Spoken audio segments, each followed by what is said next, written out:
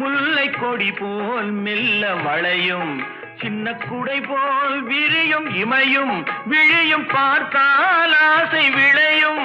அந்த பூமகள் திருமுகம் மேலே குளிர் புன்னகை வருவதனாலே நிலவோ மலரோ